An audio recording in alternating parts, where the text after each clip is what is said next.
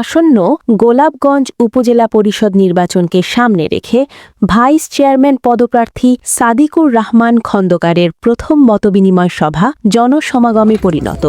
এলাকাবাসীর স্বতঃস্ফূর্ত অংশগ্রহণে শুক্রবার উপজেলার ঢাকা দক্ষিণ ইউপির ৪ নং ওয়ার্ডের রায়গড় গ্রামে এ মতবিনিময় সভা অনুষ্ঠিত হয়।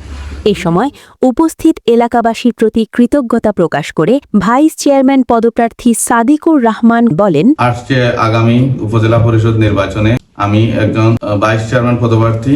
আলহামদুলিল্লাহ আজকে আমার ওয়ার্ডর সবাই লইয়া মত বিনিময় হয়েছে।